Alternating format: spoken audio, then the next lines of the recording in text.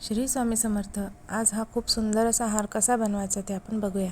त्यासाठी मी इथे 10 mm चे क्रिस्टल घेतले ड्रॉप शेपचे, त्यानंतर 24 गेज वायर, 4 mm चे पर्ल्स, ऑफ व्हाईट कलरचे पर्ल्स आहेत। आता सगळ्यात आधी आपल्याला ही वायर 24 इंच इतकी घ्यायची आहे आणि ती डबल करून घ्यायची, म्हणजे आपल्याला बरोबर गळ्याच्या मापा इतकी, म्हणजेच 18 गेज इतकी वायर मिळेल। ठीक आहे, या पद्धतीने आपल्याला गळ्याच्या मापानुसार ही वायर काढून घ्यायची आहे आणि तिला व्यवस्थित असं स्ट्रेट करून घ्यायचं आहे। त्यानंतर वायरमध्ये मी आता पर्ल्स घालून घेणार आहे। आधी मी ही वायर पूर्ण सरळ करून घेतली, म्हणजे आपण ज्या वेळेला मोती घालू ते कुठेही अडकणार नाही, अशा पद्धतीने आपल्याला व्यवस्थितपणे सरळ करून घ्यायची आहे।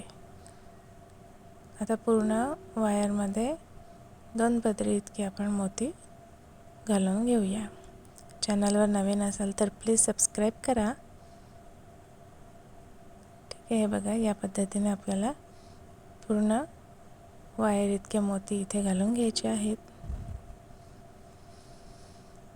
अगदी सोप्या पद्धतीने हा नेकलेस कसा बनवायचा हे मी तुम्हाला सांगणार आहे। ठीक आहे, आता इथे मी पूर्ण मोती इथे घालून घेणार आहे।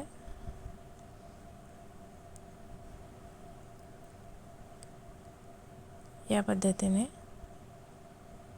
आता या ठिकाणी गेज वायर यासाठी घेतली की आपण त्याला जसा शेप दिला त्या शेपमध्ये ते आपले मोती आणि आपला जो नेकलेस आहे तर हा तसाच्या तसा राहायला हवा, म्हणून आपण इथे गेज वायरचा वापर केलेला आहे।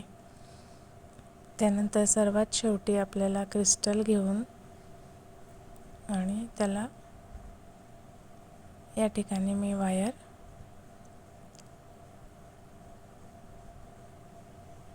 टूल्सच्या साहाय्याने अशी लूप तयार करून घेणार आहे। ठीक आहे, या पद्धतीने आता आपल्याला असा लूप तयार करून आणि हा ड्रॉप शेप इथे व्यवस्थित फिक्स करून घ्यायचा आहे। आता ह्या लूपमध्ये तुम्ही लोरियल्स पण घालू शकतात, ते पण दिसायला खूप सुंदर दिसतात आणि आपल्याला पाहिजे तसं आपण हा नेकलेस स्टाईल करू शकतो।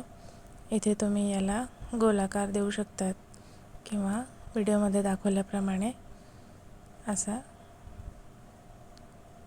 एक साईड वर आणि एक साईड खाली या पद्धतीने पण तुम्ही याला स्टाईल करू शकतात, किंवा याला फोल्ड पण करता येते। ठीक आहे, तुम्हाला हवा तसा आपण हा नेकलेस स्टाईल करून घालू शकतो। व्हिडिओ कसा वाटला हे कमेंट करून नक्की सांगा। आवडला असेल तर लाईक आणि शेअर करायला विसरू नका। चॅनलवर नवीन असाल तर प्लीज सबस्क्राईब करा, म्हणजे येणाऱ्या नवनवीन व्हिडिओचे नोटिफिकेशन्स तुम्हाला मिळतील। Thanks for watching.